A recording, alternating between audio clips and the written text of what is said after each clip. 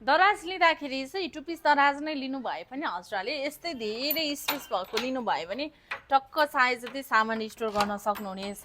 हेर्नुहोस् त 2 पिस दराज हो 4x6 साइजको, तर यसमा यति धेरै कपडाहरू अट्छ कि तल दुईवटा घरा पनि देखिराख्नु भएको छ, लकर छँदैछ, ह्याङ्गरिङ छँदैछ। टक्क यसमा कपडाहरू झुनायो, यता सुन पैसा राख्न मिलिहाल्यो, यतापट्टि कपडाहरू, यसमा चुरा स्ट्यान्ड पनि रहेको छ। पट्टाएर राख्ने कपडा पनि 2 लेयरले राख्न सक्नुहुन्छ भनेपछि यति धेरै कपडा अट्छ कि 3 पिस नै चाहिन्छ भने पनि छैन।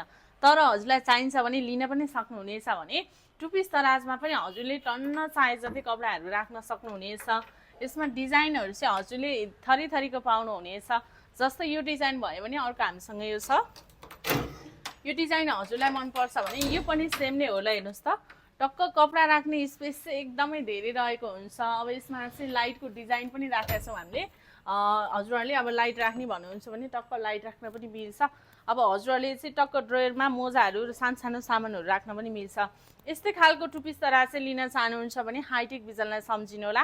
क्यास किस्ता दुवै अप्सनमा घरको लागि फर्निचरको सामानहरू पाइन्छ, त्यसैले अर्डर गर्नलाई ढिला नगर्नु होला।